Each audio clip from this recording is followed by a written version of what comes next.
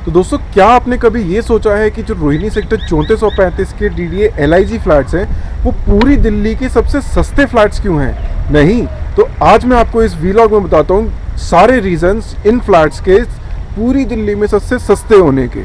आइए चलिए शुरू करते हैं।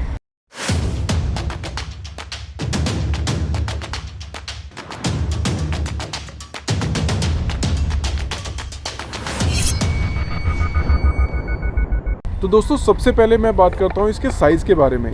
तो ये जो डीडीए के एलआईजी फ्लैट्स हैं, इनका साइज़ है 32 स्क्वायर मीटर, जो कि अगर मैं गज में कन्वर्ट करूँ तो ये बनता है 40 गज का, और जिसमें निकलता है 1 बेडरूम सेट, मतलब 1 बेडरूम, 1 किचन, 1 बाथरूम, 1 लॉबी, ये पूरा सेट निकलता है।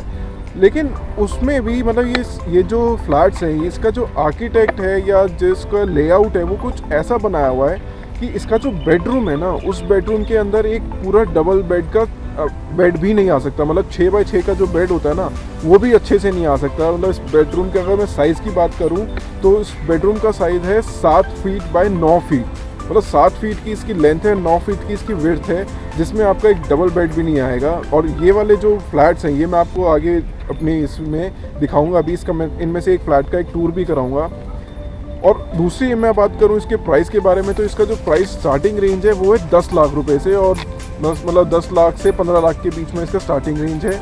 और इसकी जो रजिस्ट्री वैल्यू है वो है 27 लाख रुपए। मतलब फ्लैट तो आप 10 लाख रुपए का खरीदेंगे, लेकिन जो इसकी रजिस्ट्री करवाएंगे वो करवाएंगे 27 लाख रुपए के ऊपर, जो कि अगर आप लेडीज़ के नाम कराएंगे तो 5% है, ज्वाइंट नेम पे कराएंगे तो 6% है, और मेल के नाम पे कराएंगे तो 7% है।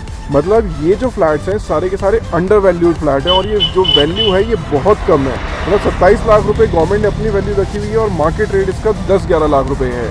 और ये जो फ्लैट्स हैं ये सारे ना डीडीए के जो नई स्कीम आई है 2021 की, उस स्कीम में भी निकले हुए ये जो फ्लैट्स निकले हैं 34 और 35 के, वो वही हैं। 2008 फ्लैट कुछ निकले हैं, उनका जो रिजर्व प्राइस रखा है डीडीए ने वो 14 लाख रुपए का रखा है, जबकि इसका मार्केट वैल्यू 10 लाख रुपए की है फ्लैट्स की।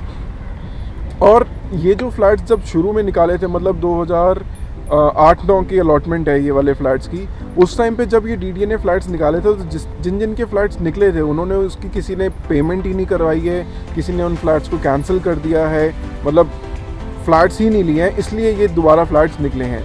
और थर्ड रीज़न है इसका फ्लैट्स के रेट इतने कम होने का कि आसपास का जो एरिया है वो बिल्कुल अभी खाली है। मतलब यहाँ पे सिर्फ खेती होती है यहाँ पे, और कुछ नहीं है।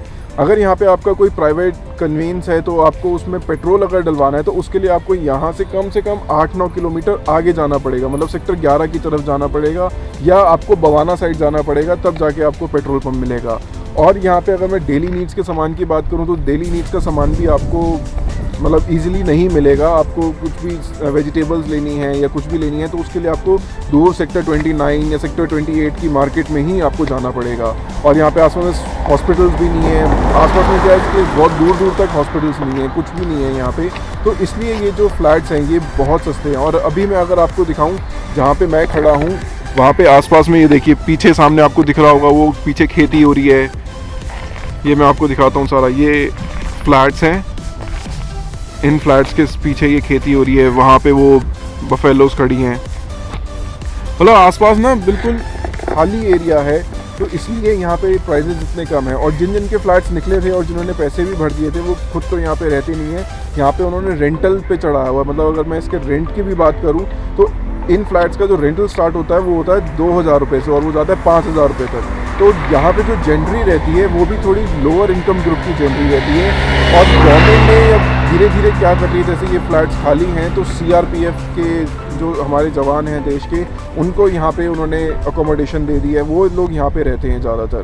तो मतलब ये जो फ्लैट्स हैं, ये फ्लैट्स अपने पर्सनल यूज़ के लिए तो बिल्कुल भी अच्छे नहीं है, और इन्वेस्टमेंट पर्पज़ के लिए भी नहीं है, क्योंकि इन फ्लैट्स के जो भी रेट जब थे, मतलब किसी टाइम पे 2012-13 की अगर मैं बात करूं तो उन टाइम पे अच्छे रेट थे इनके, लेकिन इनके आसपास की बसावट बिल्कुल भी नहीं है, और बिल्कुल भी अच्छा एरिया नहीं है, डेवलप्ड एरिया नहीं है। उसकी वजह से इसके रेट कम ही हुए हैं। मतलब यहाँ पे ये जो रेट है 10 लाख रुपये, ये भी मैं खुद पिछले 3-4 साल से यही रेट सुनता हूँ कि 10 लाख रुपये हैं, किसी के 8 लाख रुपये हैं, किसी के कितने हैं। तो यही था। अब चलते हैं अपने उस फ्लैट की तरफ, मतलब आपको मैं फ्लैट का टूर कराता हूँ और फिर आप खुद देख लेना कि ये फ्लैट्स कैसे बने हुए हैं। तो ये एक फ्लोर पे 4 फ्लैट्स हैं, 1, 2, 3 and 4। हम चलते हैं अपने फ्लैट के अंदर। ये हमारी एंट्रेंस, ये हमारा लॉबी। इसका साइज़ है 9 feet by 8 feet. 9 feet length है, 8 फीट विड्थ है।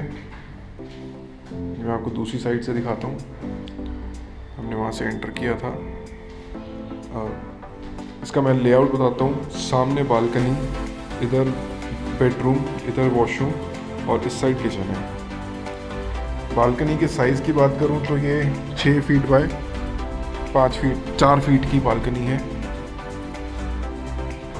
चलते हैं पहले किचन की तरफ। इस किचन का साइज़ है 4 फीट बाय 6 फीट। मतलब इस किचन में अगर आप ऐसे वो स्लैब लगाना चाहे तो वो भी स्लैब नहीं लग पाएगा, स्लैब से सामने ही है। यहाँ पे आपका गैस स्टोव लगता है और यहाँ पे ये सिंक है और ये ऊपर टंकी दी हुई है 200 लीटर की। और ये इसका बाथिंग एरिया, ये वॉशिंग एरिया। अब चलते हैं बेडरूम में। ये हमारा बेडरूम है। इस बेडरूम का साइज़ है 7 फीट बाय 9 फीट। मतलब मैं यहाँ से शुरुआत कर रहा हूँ और ये यहाँ पे ख़त्म है। ये मतलब अगर आप डबल बेड भी इसके अंदर कैसे लगाएंगे, मतलब मैं अगर इस तरफ से भी दिखाऊँ, ये हमारा डोर है, हमारा डबल बेड भी इधर नहीं आ सकता, इतनी ही स्पेस है। मतलब एक बेड इधर आएगा और एक बेड इधर आएगा। मतलब ये बनाया हुआ है पूरा LIG का फ्लैट।